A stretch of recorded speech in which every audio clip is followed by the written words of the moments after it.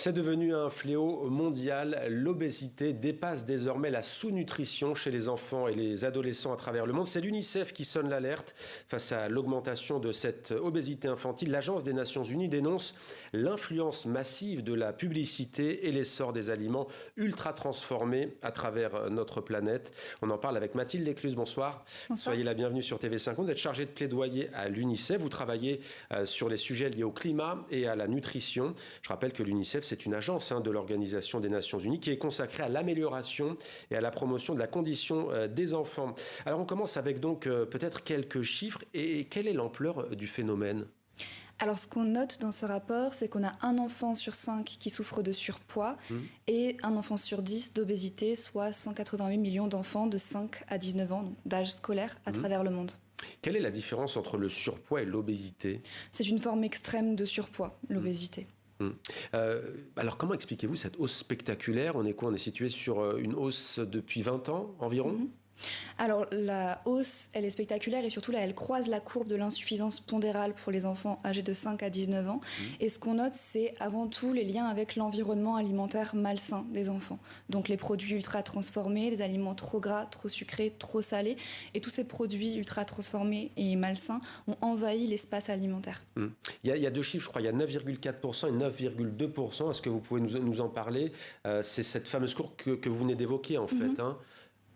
Ouais. Eh bien, en fait, jusqu'à présent, la sous-nutrition était la forme la plus importante de malnutrition. Et elle le reste chez les moins de 5 ans. Ouais. Et ça reste très important de lutter contre la sous-nutrition qui peut être mortelle. Mais chez les 5 à 19 ans, l'obésité est du coup passée au-dessus. Ça veut dire que dans les pays qui jusqu'à présent avaient des difficultés à se nourrir, maintenant il y a de la nourriture, mais cette nourriture est de mauvaise qualité. Au point d'ailleurs qu'on s'y perdrait. Pour le commun des mortels, le mot malnutrition était associé à sous-nutrition. En fait, le mot malnutrition, il englobe justement aussi le surpoids et l'obésité, c'est-à-dire mal se nourrir en fait. C'est ça. La malnutrition, elle peut prendre 3 formes. C'est ce qu'on dit le triple fardeau de la malnutrition. C'est la sous-nutrition, les carences nutritionnelles comme le fer chez la majorité des femmes dans le monde, et c'est le surpoids et l'obésité. Mais si on vous suit, ça veut dire que dans des pays pauvres, en voie de développement, où la sous-nutrition était un véritable fléau, ces pays-là, aujourd'hui, ces régions-là, ces continents sont confrontés à ce fléau du surpoids et de l'obésité ? C'est ça, c'est maintenant dans une grande majorité des pays du monde. C'est avant tout en Amérique latine, en Afrique du Nord, en Amérique du Nord, et c'est surtout sur les îles du Pacifique. Ouais. Et ça touche aussi l'Europe, mais dans une moindre mesure. Et puisque vous avez parlé notamment de l'Afrique et l'Afrique du Nord, je vous propose de prendre la direction du Maroc, très précisément. Notre correspondante Maud Nino a voulu en savoir plus sur ce sujet. Voici son reportage. À 14 ans, Mesure de votre poids. Mina est en surpoids. Ah, maman. أنا شوية normal.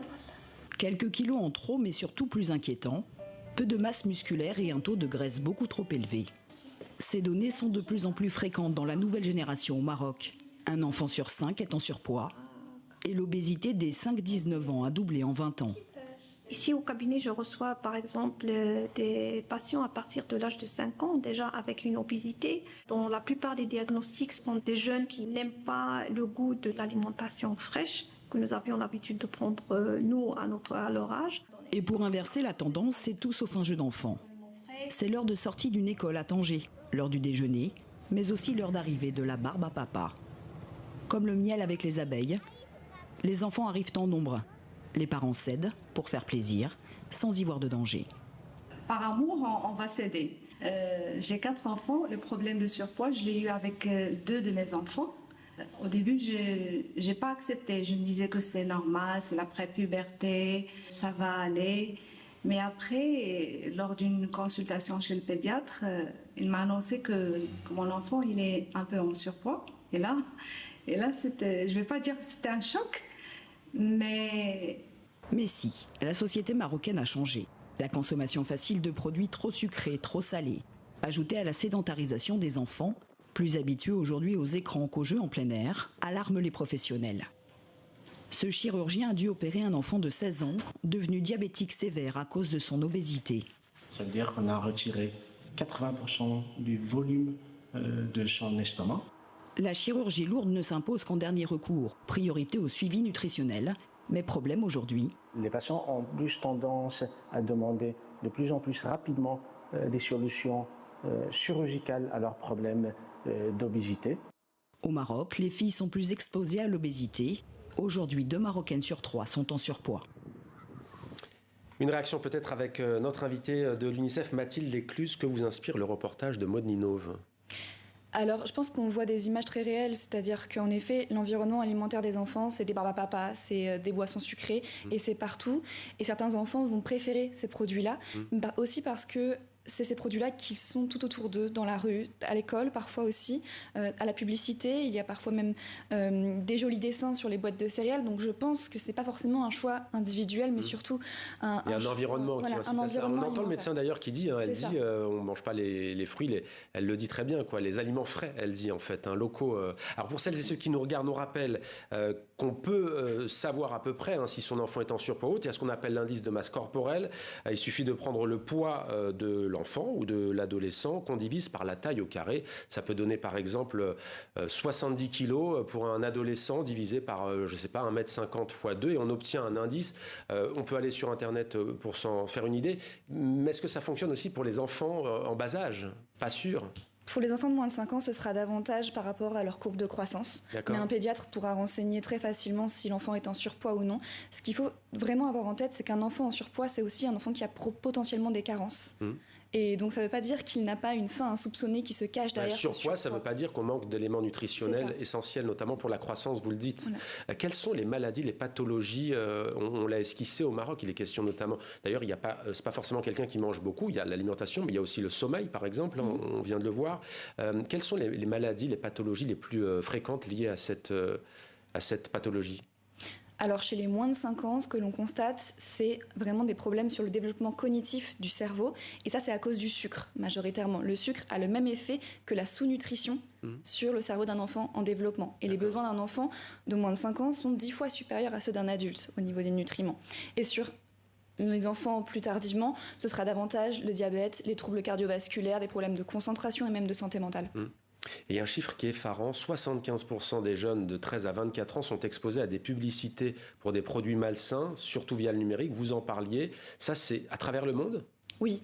Ça, c'est vraiment le problème majeur. C'est le marketing, c'est le manque d'informations, de d'étiquetage nutritionnel sur les produits, notamment à destination des enfants, ou même de logos qui disent c'est dangereux pour les enfants, ce qui existe dans certains pays d'Amérique latine. Notamment au Mexique, il me semble, oui. C'est ça. C'est qu'en fait, il y a des mesures à mettre en place. Faut-il encore que les États les mettent en place? Et pour cela, on rencontre des difficultés face à l'industrie agroalimentaire. Le grand classique, vous citez l'agroalimentaire. On vient de voir la boîte de céréales. On en a parlé récemment sur TV5 Monde. C'est un des pires produits ultra transformés. Et on voit ces dessins. Certains pays, il me semble, commencent à bannir justement ces dessins qui attirent justement les enfants et parfois forcément les parents.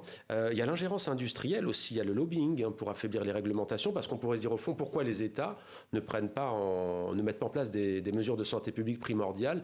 Il y a un lobbying important. Oui, très important. Nous, on a même cartographié dans notre rapport les liens entre multinationales, filiales, lobby, qui nous montrent que en fait, c'est une toile très bien tissée, une machine bien huilée, avec des techniques établies pour faire en sorte d'amoindrir les rapports scientifiques qui expliquent à quel point cette alimentation surtransformée, ultra-transformée est nocive pour les enfants. C'est-à-dire que ce lobbying, il empêche tout cadre juridique ? C'est ça. Alors, souvent, pas tout cadre juridique. Dans certains pays, on y arrive, mais en fait, c'est des années de lutte contre la désinformation. C'est des personnalités politiques, de la société civile qui s'acharnent en fait pour vraiment faire passer des lois qui protègent la santé des enfants contre la maximisation des profits des entreprises. Alors j'aimerais vous montrer une photo qui nous vient d'Afrique du Sud. J'imagine que vous la connaissez sans doute, vous allez la voir. Puisque je vous vois acquiescer, est-ce que vous pouvez nous la décrire, nous la raconter ? Je pense qu'on voit un géant des fast-food ici qui a subventionné du matériel scolaire. Ça veut dire que tous les jours... Tout le mobilier, en fait, de la classe. Donc tous les jours, des enfants, donc là je pense que c'est des enfants du collège à peu près, donc en Afrique du Sud, vont s'asseoir sur des bureaux, là on voit, c'est McDonald's. Et vous pensez que c'est intéressé, évidemment ? Voilà, mais nous ce qu'on note, c'est qu'ils sont présents partout en fait dans l'environnement alimentaire des enfants et même à l'école, et que mettre en place des lois qui protègent l'environnement scolaire, c'est la première des choses à faire. Mais là ce qui est étonnant, c'est que c'est la ministre aussi qui inaugure cela en Afrique du Sud, une ministre en charge de la question et du dossier. Et pourtant, l'Afrique du Sud fait des efforts, comme le Brésil, le Chili, le Mexique. Oui, mais en fait, ils ne font pas forcément tous des efforts dans le même sens. Et là, c'est contradictoire. Voilà. En Afrique du Sud, il va y avoir des lois qui vont passer sur, par exemple, du marketing alimentaire, mais pas forcément sur l'environnement scolaire. Et ailleurs, ce sera sur l'étiquetage nutritionnel. Et nous, ce qu'on note, c'est qu'il faut vraiment faire un package de mesures nutritionnelles qui visent à réglementer absolument tout le cadre scolaire, l'environnement alimentaire, à subventionner des pratiques agricoles qui permettent d'avoir des aliments sains, à mettre en place de la protection sociale parce que c'est avant tout les foyers les plus précaires. Donc c'est vraiment tout un package qu'il faut mettre en place et pas juste une mesure là où elle passe parce que l'agroalimentaire a dit oui sur celle-ci dans ce pays-là, puis ce sera une autre dans un autre pays. Quels sont les pays, j'ai envie de dire modèles, peut-être pas, mais qui ne sont pas du tout concernés par le surpoids et l'obésité ? Des pays modèles, je ne suis pas sûre qu'on en ait actuellement. On a des pays qui sont moins concernés parce qu'ils ne sont pas inondés de ces produits-là encore. Ouais. On peut parler des pays en conflit, en Afrique de l'Est où il y a des conflits, la Somalie. Je pense que si aujourd'hui on va dans tous les territoires de crise, on n'a pas forcément accès. Ouais. Voilà, le Soudan, Gaza. Mais donc c'est pas forcément un choix. En Europe, on a des politiques qui sont mises en place, mais elles ne sont pas, par exemple, des fois obligatoires, comme le Nutri-Score en France. Ouais. Ou alors manger 5 fruits et légumes par jour. Voilà. Pourtant, les taux sont plus bas qu'ailleurs. Est-ce que ça fait de nous des bons élèves ? Je ne suis pas sûre que tout le monde soit d'accord. Les 2 pays les plus peuplés du monde, l'Inde et la Chine, ils sont très touchés. Mais ils mettent en place des choses. En Inde, il y a une taxe sur les produits très gras. En Chine, je n'ai pas connaissance de mesures, mais je pense qu'il y en a. Par contre, on sait que les habitudes alimentaires ont changé. Et c'est un énorme pourcentage de leur PIB. Il me semble que c'est 3% de leur PIB, le coût de l'obésité. En Chine, ouais. Puisque vous parlez du coût, il y a un enjeu éminemment économique, un chiffre. D'ici 2035, c'est quasiment demain, c'est dans 10 ans, le coût mondial du surpoids et de l'obésité pourrait dépasser 4 000 milliards de dollars par an.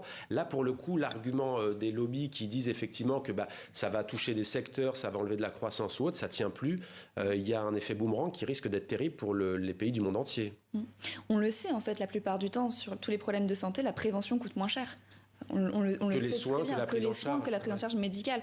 Donc c'est pas forcément quelque chose de révolutionnaire, mais il faut se rendre compte de ce que ça signifie dans un budget. En fait, 4 000 milliards, c'est absolument colossal dans le budget du monde. On sait qu'aux États-Unis, en 2050, ce serait 50 000 milliards aussi de dépenses par rapport à l'obésité et au surpoids. Donc oui, il faut endiguer ce phénomène et surtout il faut protéger la santé des enfants, protéger leur avenir pour avoir une population en bonne santé. Les États-Unis ont pris en compte, c'est l'un des pays qui a été le plus touché, le premier sans doute par ce fléau. Est-ce qu'il y a une prise de conscience ? Il y en avait une sous le précédent président. Il y avait eu toute une campagne de la Première Dame sur l'obésité. Donc il y avait une vraie prise de conscience. On voit qu'aujourd'hui, on va dans l'autre sens avec le mandat actuel. Donc, ça dépend. Pourtant, Donald Trump a visiblement changé son alimentation lui-même. C'est un peu le paradoxe, c'est qu'il mange beaucoup moins d'hamburgers d'après ce qu'il disait lui-même. Mais bon, ça reste à vérifier. Comment vous, à l'UNICEF, vous travaillez, une fois que vous avez fait ce rapport, on l'a dit, vous êtes une agence de l'ONU qui œuvrait au bien-être des enfants, la condition des enfants dans le monde. Comment vous allez désormais œuvrer à cela ? Est-ce que vous avez des partenariats ? Est-ce que vous agissez concrètement dans le monde ? Oui, on fait énormément de choses. Je pense d'abord qu'on travaille sur l'environnement alimentaire des enfants. Donc par exemple, on a des programmes sur le terrain, notamment en Afrique de l'Ouest, où pour les enfants âgés de plus de 6 mois qui doivent commencer à diversifier leurs aliments, qui ne sont plus juste sous aliments maternels, on a des programmes qu'on appelle First Food, qui leur donnent vraiment des aliments de qualité avec tous les nutriments dont ils ont besoin. Donc on développe l'agriculture locale, on soutient vraiment ce développement avec les États. Donc on travaille main dans la main avec les gouvernements pour développer des solutions abordables pour les familles. On travaille à développer la protection sociale avec les gouvernements parce que c'est une vraie solution.